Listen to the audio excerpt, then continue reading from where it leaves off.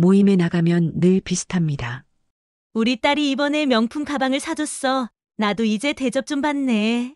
아들이 보너스를 받았다더니 부모님 여행 보내드린다고 현금을 주더라고. 나는 이번에 재테크 잘 돼서 수익이 꽤 났어. 처음엔 웃으며 듣지만 시간이 지나면 점점 지치기 시작합니다. 남의 자랑이 끝도 없이 이어질 때 내가 거기에 맞춰 무슨 얘기를 해야 할지 난감해집니다. 자랑거리가 없으면 괜히 위축되고 대화에 끼지도 못할 때가 많습니다. 괜히 어설프게 맞장구 치다 보면 집에 돌아오는 길에 이런 생각이 듭니다. 참 모임이 즐거워야 하는데 왜 이렇게 피곤할까? 나이가 들수록 친구들과의 만남이 즐거움이 아니라 부담이 되는 경우가 많습니다. 자랑할 게 없으면 모임에 나가기도 꺼려지고 그래서 차라리 혼자 지내는 게 더 편하다고 느끼기도 하지요. 그렇다고 해서 꼭 잘못된 걸까요? 어쩌면 이는 인생의 한 과정일지도 모릅니다. 오늘은 바로 이 문제를 함께 풀어보려 합니다. 결국 나이가 들수록 함께 웃던 사람들은 줄어들고 혼자만의 시간이 늘어납니다. 그 시간을 어떻게 받아들이느냐에 따라 우리의 노년은 고통이 될 수도 지혜가 될 수도 있지요. 이제부터 그 이야기를 함께 나누어 보겠습니다. 구독과 좋아요, 알림 설정은 언제나 무료입니다. 그리고 여러분은 혼자 있는 시간을 어떻게 보내고 계신지 댓글로 들려주세요. 서로의 이야기가 모이면 이 채널이 더 깊은 지혜의 자리가 될 겁니다. 나이가 들어가면서 누구나 한 번쯤 이런 생각을 하게 됩니다. 내 연락처에는 수백 명이 있는데 정작 전화를 걸 사람은 몇 명 되지 않네. 젊었을 때는 모임도 많고 전화도 자주 오가고 만나자는 약속도 많았는데 어느 순간부터는 달라집니다.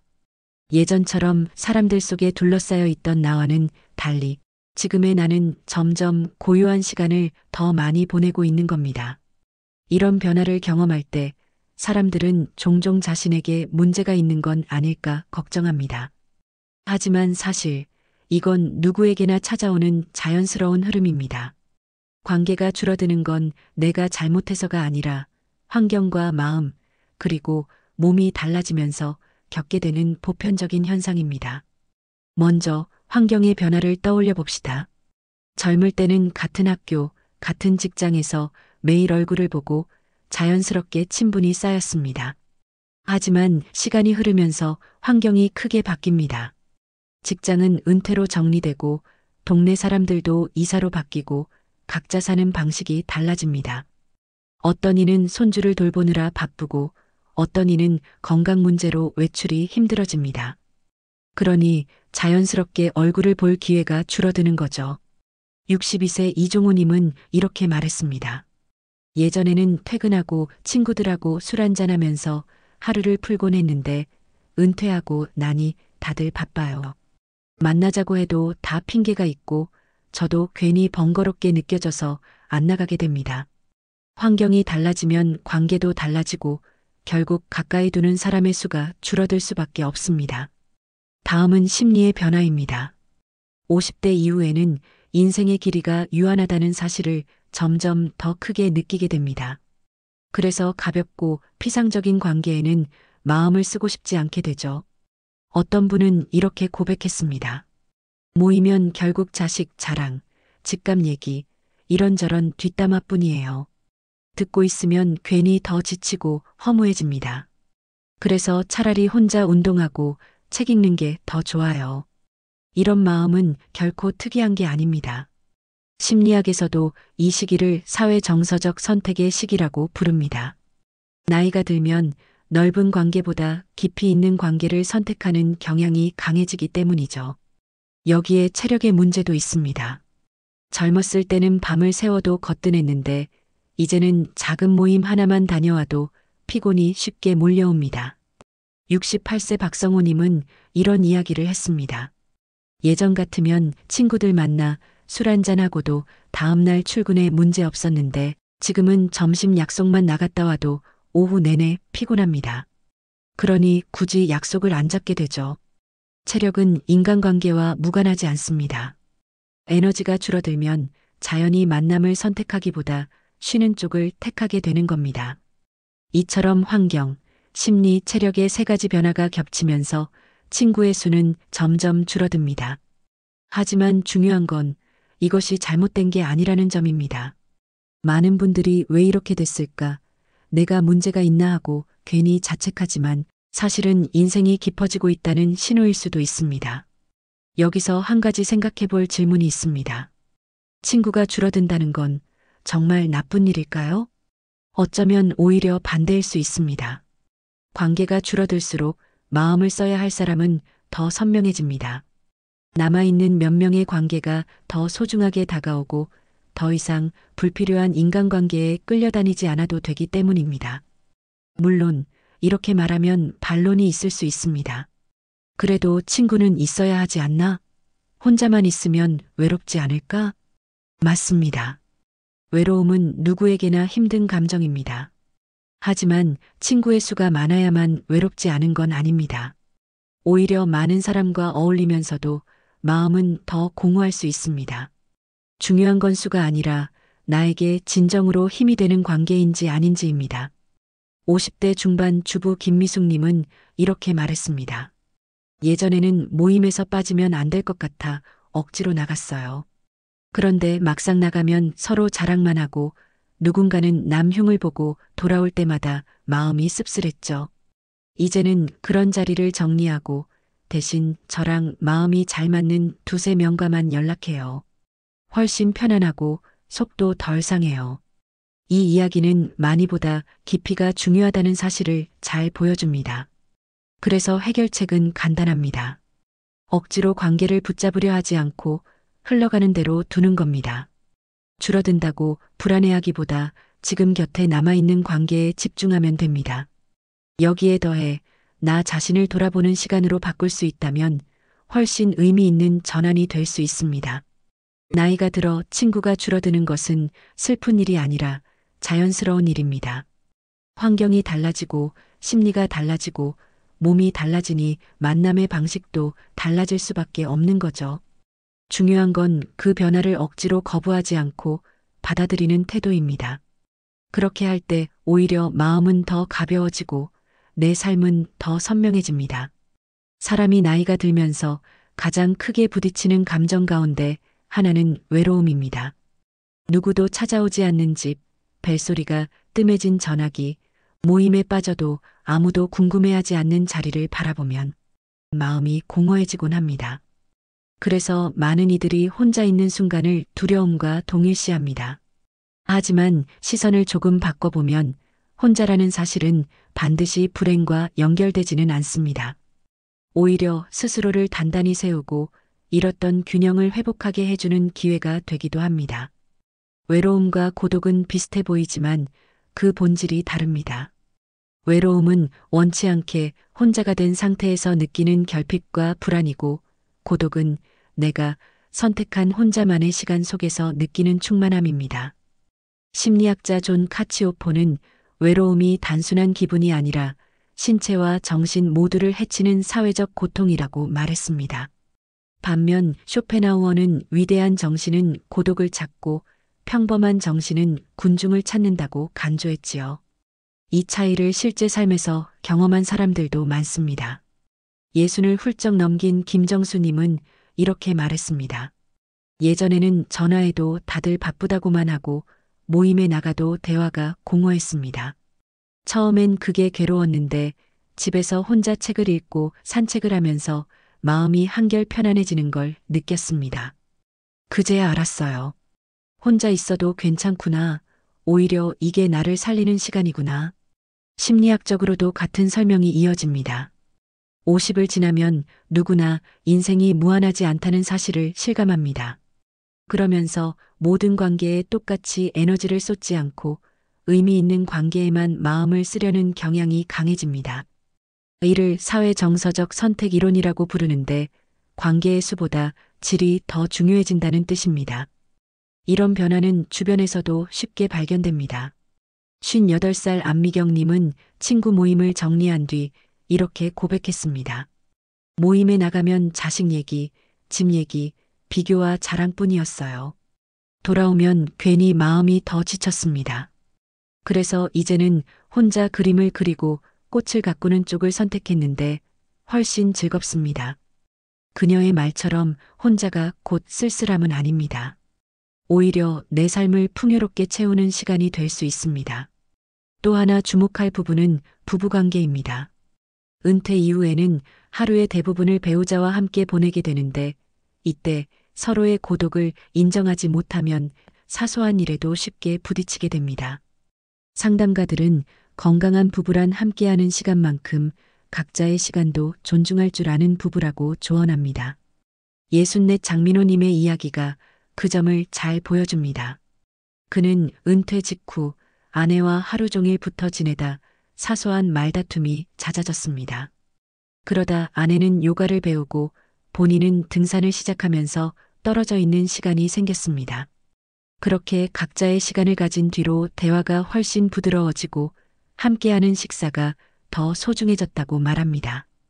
혼자 있는 시간을 누릴 줄 아는 사람이야말로 배우자와의 관계도 건강하게 지켜낼 수 있는 겁니다. 혼자 있는 시간이 중요한 또 다른 이유는 자기 자신을 만나는 기회이기 때문입니다. 철학자 파스칼은 인간의 불행은 혼자 방 안에 가만히 있지 못하는 데서 비롯된다고 했습니다. 혼자 있지 못하는 사람은 자기와 대화하지 못하고 결국 더 큰 불행으로 빠진다는 의미입니다. 59살 최은영 님도 비슷한 깨달음을 얻었습니다. 아이들이 모두 결혼해 남편과 단둘이 집에 남으니 허전함이 밀려왔다고 합니다. 하지만 일기를 쓰고 책을 읽으면서 감정을 정리하다 보니 오히려 단단해지는 걸 느꼈다고 말합니다. 예전에는 몰랐던 제 마음을 만나게 된 거예요. 그 시간이 저를 더 강하게 만들었어요. 이렇듯 혼자 있는 시간은 단순한 고립이 아니라 내면과의 대화이자 새로운 성장의 기회가 됩니다. 외부의 관계가 줄어드는 만큼 내 안의 세계는 더 넓어지고 깊어집니다. 그래서 이제는 혼자라는 이유로 불안해하기보다 그 시간을 어떻게 누릴 것인가에 초점을 맞추는 게 필요합니다. 외로움은 혼자라서 괴로운 것이지만 고독은 혼자라서 편안한 것이기 때문입니다. 고독을 긍정적으로 받아들이는 순간 삶은 더 단단해지고 부부관계는 더 안정되며 자기 자신과의 관계는 한층 성숙해집니다. 나이가 들수록 우리는 혼자 있는 시간이 많아집니다. 예전에는 직장에서 동료들과 부딪히고 주말이면 친구들과 만나 떠들썩하게 지내던 시간이 많았지만 은퇴를 하고 아이들이 각자 가정을 꾸리고 나면 집안은 조용해집니다. 연락처에는 수십, 수백 명의 이름이 남아있지만 막상 전화를 걸어볼 사람은 손에 꼽힙니다. 그렇다고 해서 반드시 외로워야만 하는 건 아닙니다. 오히려 혼자 있는 시간을 지혜롭게 보내는 이들은 더 단단해지고 삶을 긍정적으로 바라봅니다. 혼자서도 잘 지내는 사람들의 특징을 5가지로 나눠 살펴보겠습니다. 첫 번째는 스스로를 잘 챙긴다는 점입니다. 나이가 들면 체력이 예전 같지 않습니다. 아침에 일어나면 무릎이 뻐근하거나 가끔은 이유 없이 가슴이 두근거리기도 합니다. 혼자서도 잘 지내는 사람들은 이런 몸의 신호를 그냥 넘기지 않습니다. 67세 김춘호님은 은퇴 후 매일 아침 일어나자마자 혈압계를 먼저 챙깁니다. 그날의 컨디션을 기록해두고 조금이라도 수치가 달라지면 가까운 의원에 들러 확인합니다. 그는 큰 병은 하루아침에 오는 게 아니더라고요. 작은 이상을 제때 챙기면 걱정할 일이 줄어듭니다. 라고 말합니다. 또 정기검진은 1년에 한 번은 꼭 챙기면서 그때그때의 몸 상태를 관리합니다. 이런 태도는 단순히 건강을 위한 습관이 아니라 내 삶을 내가 책임진다는 마음가짐이기도 합니다. 자기 몸을 챙기는 사람이야말로 마음도 안정되고 혼자 있어도 불안에 휘둘리지 않습니다. 두 번째는 혼자만의 취미가 있다는 점입니다. 혼자 있는 시간을 즐겁게 만드는 가장 좋은 방법은 나만의 취미를 가지는 것입니다. 62세 장영자님은 남편과 아이들이 집을 떠난 뒤 정막이 두려워 처음엔 TV만 붙들고 있었습니다. 하지만 우연히 주민센터에서 수채화 강좌를 듣게 되면서 삶이 달라졌습니다. 그는 집 안 한쪽 벽에 작은 작업대를 꾸며놓고 매일 붓을 잡습니다. 물감과 종이가 제 친구가 됐어요. 하루 종일 집에 있어도 전혀 답답하지 않아요. 라고 말합니다. 60세 최문식님은 퇴직 후 기타를 배우기 시작했습니다. 손끝이 아파 몇 번이나 포기하고 싶었지만 매일 30분씩 연습하며 조금씩 소리를 낼 수 있게 되자 어느새 하루가 기다려졌다고 합니다. 취미는 단순히 시간을 때우는 수단이 아닙니다. 혼자 있는 시간을 생기 있게 채우는 버팀목이며 스스로의 삶에 활력을 불어넣는 동반자입니다. 세 번째는 새로운 도전을 두려워하지 않는다는 점입니다. 58세 한미숙님은 남편이 세상을 떠난 뒤 큰 상실감에 빠졌습니다. 하지만 자신을 붙들어줄 무언가가 필요하다는 걸 깨닫고 늦은 나이에 요가 자격증 과정을 시작했습니다. 젊은 사람들 사이에서 처음엔 위축도 됐지만 매일 연습하며 조금씩 동작을 따라갈 수 있게 되자 자신감이 살아났습니다. 그는 지금도 매일 아침 거실에서 요가 매트를 펴고 동네 친구 몇 명과 함께 소규모 모임을 만들어 몸과 마음을 돌보고 있습니다. 이제야 제 삶의 주인이 된 것 같아요. 혼자서도 충분히 할 수 있더군요. 라고 말합니다. 거창하게 강사가 되지 않아도 새로운 도전이 삶을 다시 일으켜 세우는 원동력이 되는 겁니다. 또 63세 오세진님은 늦깎이 대학생이 되었습니다. 퇴직 후 시간이 남아 도전한 사이버 대학에서 그는 역사 공부를 시작했고 지금은 매일 강의를 듣는 시간이 삶의 중심이 되었다고 합니다. 이런 도전은 단순히 새로운 기술을 배우는 것을 넘어 스스로를 다시 세우는 과정이 됩니다. 네 번째는 다른 사람의 눈치를 덜 본다는 점입니다. 사람과의 관계는 늘 즐겁기만 한 것이 아닙니다. 64세 박정숙님은 몇 년 전까지만 해도 각종 모임에 빠지지 않았습니다. 하지만 늘 집에 돌아오면 마음이 무거웠습니다. 결국 그는 몇몇 모임을 정리하고 진짜 편안한 두세 명과만 연락을 이어가기로 했습니다. 모두와 잘 지내야 한다는 생각이 저를 힘들게 했어요. 지금은 제 마음이 편한 관계만 남겼더니 훨씬 자유로워졌습니다. 라고 말합니다. 혼자 잘 지내는 사람들은 이렇게 필요 없는 관계를 정리할 줄 알고 남의 시선에 흔들리지 않습니다. 친구가 줄어드는 게 두려운 게 아니라 오히려 나답게 사는 길이라는 걸 알고 있기 때문입니다. 다섯 번째는 부부 사이에도 적당한 거리를 두는 지혜를 가진다는 점입니다. 은퇴 이후 하루 종일 집에 함께 있다 보면 사소한 일에도 잦은 다툼이 생깁니다. 하지만 서로의 시간을 존중할 줄 아는 부부는 훨씬 평화롭게 지냅니다. 65세 정은호님 부부는 그런 경우입니다. 남편은 동네 체육관에서 배드민턴을 즐기고 아내는 독서 모임에 참여합니다. 예전에는 붙어만 있다 보니 대화가 오히려 줄어들었지만 이제는 각자 다른 하루를 보내고 집에서 다시 만나니 대화할 거리도 많아지고 서로를 더 존중하게 되었다고 합니다. 정은호님은 이렇게 말합니다.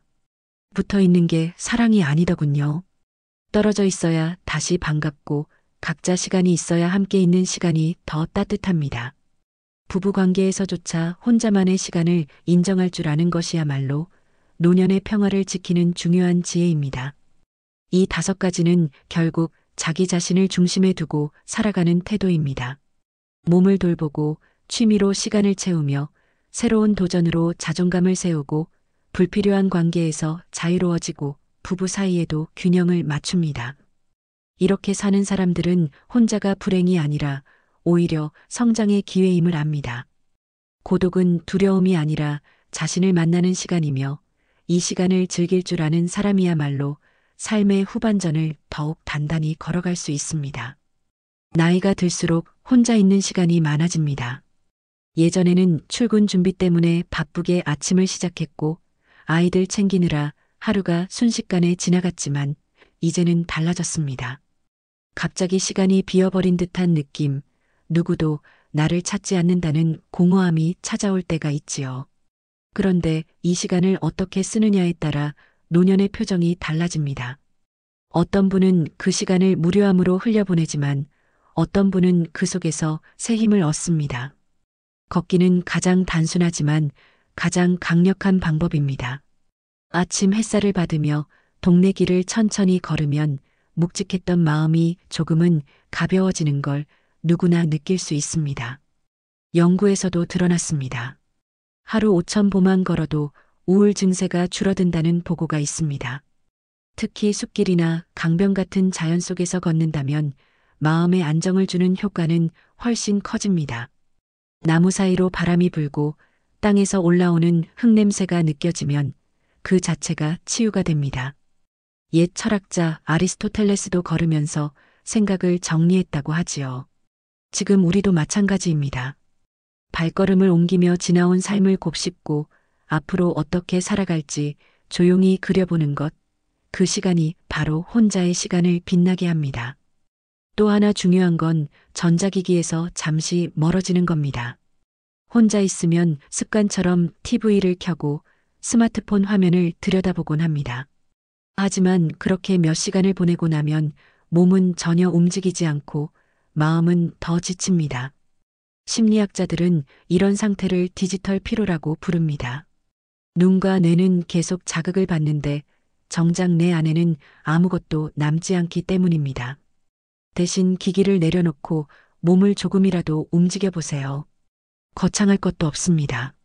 창문을 열고 방안을 환기시키며 스트레칭을 하거나 의자에 앉아 팔을 들어 올리는 것만으로도 몸은 반응합니다.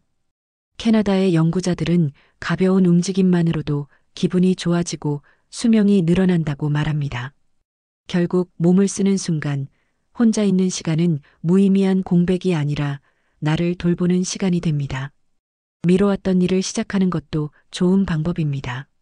직장과 가정 때문에 늘 뒤로 미뤄뒀던 일들이 있지요. 글을 써보고 싶었지만 바빠서 못했던 분들, 그림을 배우고 싶었지만 생활비 때문에 미뤄야 했던 분들, 노래나 악기를 잡아보고 싶었지만 아이들 학원비에 밀려 스스로를 포기했던 분들, 이제는 그 일을 꺼내볼 차례입니다. 어떤 분은 60대 후반에 처음 붓을 잡아 그림을 배우기 시작했는데 누가 봐주지 않아도 그림을 그리는 그 시간이 제겐 하루 중 가장 행복합니다라고 말하곤 합니다. 나이 들어 중요한 건 남의 평가가 아니라 내가 만족하는 과정이지요. 혼자 있는 시간이 길어질수록 그 과정은 더 귀해집니다. 혼자 있는 시간은 부부관계에도 중요한 의미를 줍니다. 은퇴 후 하루 종일 집에서 같이 지내다 보면 사소한 일에도 부딪히고 대화가 줄어 서운함이 생깁니다. 같이 있는데 왜 더 멀어졌을까 하는 생각이 들기도 하지요. 그런데 각자의 시간을 존중하면 상황은 달라집니다. 저녁이 되면 자연스럽게 오늘 뭐 했어? 하고 이야기가 이어집니다. 떨어져 있어야 다시 만났을 때 반가움이 생기고 따로 있어야 함께 있을 때의 소중함을 알게 됩니다. 부부 사이에도 혼자의 시간이 필요하다는 것, 이것이 바로 관계의 균형입니다. 심리학자 로라 L. 카스텐스는 이렇게 말했습니다. 나이가 들수록 사람들은 의미 없는 관계나 활동을 줄이고 자신에게 가치 있는 일에 집중한다. 결국 혼자 있는 시간을 어떻게 쓰느냐가 노년의 삶의 질을 결정한다는 겁니다.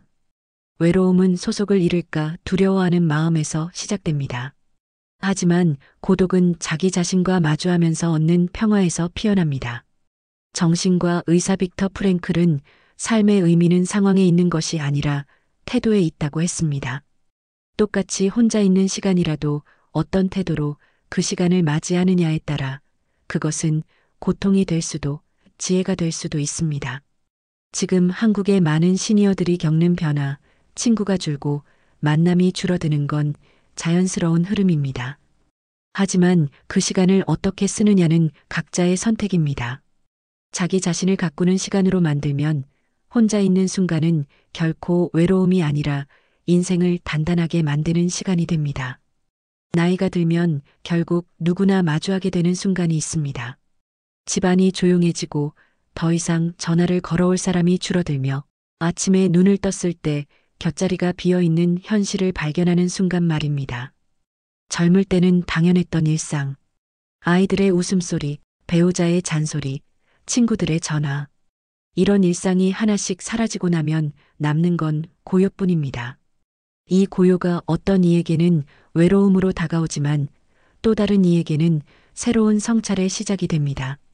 많은 분들이 혼자 남는 순간 가장 크게 느끼는 건 후회라고 합니다.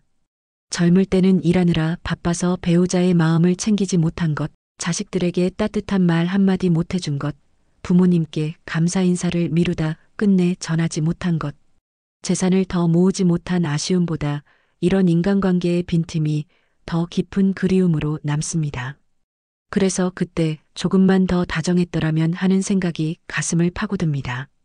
하지만 이 후회에만 머물면 혼자 남는 시간은 끝없는 무게로 다가옵니다. 독일 철학자 쇼펜하우어는 고독은 위대한 정신의 운명이라고 했습니다. 그는 고독을 두려움이 아니라 인간이 반드시 겪어야 할 과정이라고 보았습니다. 혼자 남는다는 건 단순히 주변에 사람이 없다는 뜻이 아니라 이제야 비로소 자기 자신과 마주한다는 의미입니다. 혼자의 시간은 자기 마음을 깊이 들여다보고 남은 삶을 어떻게 살아갈지 묻는 기회가 됩니다. 심리학자 에리 프롬은 인간의 외로움을 극복하는 방법으로 사랑을 이야기했습니다. 여기서 사랑은 단순히 누군가에게 의지하는 감정이 아니라 자기 자신을 존중하고 세상과 연결되려는 적극적인 태도입니다. 결국 혼자 남았다는 사실은 끝이 아니라 새로운 방식으로 세상과 관계 맺을 수 있는 시작일 수도 있습니다. 책을 읽고 글을 쓰고 봉사를 하며 타인과 연결되는 것 역시 그 사랑의 한 형태입니다. 한국의 시니어들에게 이 순간은 특히 낯설지 않습니다. 오랜 세월 가족을 위해라는 이유로 자신을 미뤄왔던 분들이 이제야 시간을 돌려받은 것이지요. 그런데 막상 시간이 주어지면 허무하게만 느껴집니다. 아이들도 떠났고 배우자와의 관계마저 멀어지면 공허함은 더 커집니다. 하지만 불교에서는 이런 순간을 비움의 지혜라고 말합니다. 채워져 있던 관계가 비워질 때 오히려 자신을 채울 공간이 열린다는 뜻입니다. 집안에 아무도 없어 조용하다면 이제 그 자리에 내 목소리를 두면 됩니다. 그동안 미뤄뒀던 내 삶의 바람, 내 마음의 소리를 담을 차례입니다. 실제로 혼자 있는 시간을 새롭게 바라본 분들은 달라집니다. 아내를 먼저 떠나보낸 어떤 남성은 매일 저녁 쏜 편지를 씁니다. 읽어줄 이는 없지만 하루의 이야기를 글로 쓰다 보니 어느 순간 마음이 한결 가벼워졌다고 합니다.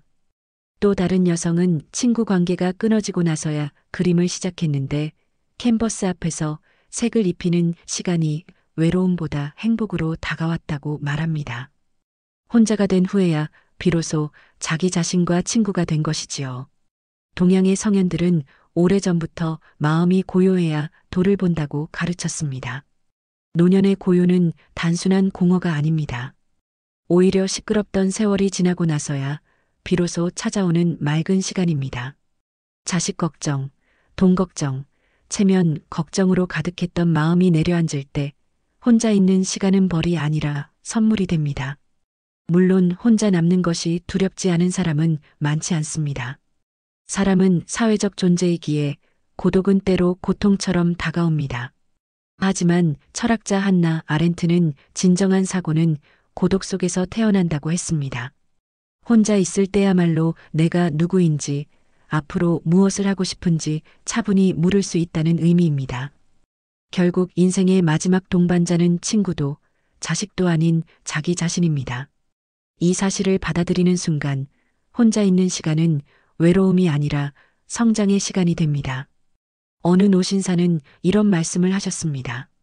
처음엔 아이들 떠나고 아내가 세상 떠난 뒤 혼자라는 게 고통이었어요. 그런데 시간이 지나고 보니 이제야 내 인생을 내가 온전히 살고 있구나 싶습니다. 그의 말처럼 결국 인생의 후반부는 혼자만의 시간을 어떻게 쓰느냐에 따라 빛과 어둠이 갈립니다. 남은 시간 동안 자신을 돌보고 자신에게 가장 다정한 친구가 된다면 혼자라는 사실은 결코 두려움이 아닙니다. 우리는 나이가 들수록 자연스럽게 친구가 줄어들고 결국 혼자 있는 시간이 많아집니다. 예전에는 그 사실이 두렵고 외로움으로만 다가왔지만 이제는 조금 다른 눈으로 바라볼 수 있습니다. 외로움은 고통이지만 고독은 성장입니다. 혼자라는 이유로 위축되기보다 그 속에서 자신을 다시 만나는 길을 선택할 수 있습니다. 부부와 가족, 친구와의 관계도 결국은 자기 자신을 어떻게 돌보느냐에 달려 있습니다. 자기 안이 비어 있으면 아무리 많은 사람이 곁에 있어도 외롭습니다. 반대로 자기 안이 단단하면 혼자 있어도 평화롭습니다. 노년의 시간은 바로 그 단단함을 길러주는 소중한 선물입니다. 쇼펜하우어가 말했듯 고독은 인간이 피할 수 없는 운명이고 불교에서 말하듯 비움 속에서 새로운 체험이 시작됩니다. 혼자 있는 시간이 두려움이 아니라 지혜가 되도록 우리에게는 태도의 전환이 필요합니다. 혼자라는 현실을 받아들이고 그 시간을 자기 자신을 위한 시간으로 채울 때 인생 후반전은 훨씬 더 깊고 자유롭게 흘러갈 수 있습니다. 이제 질문을 드리고 싶습니다. 여러분은 혼자 있는 시간을 어떻게 보내고 계신가요? 그 시간이 외로움으로 남아있나요? 아니면 새로운 의미를 채우는 고유한 선물이 되고 있나요?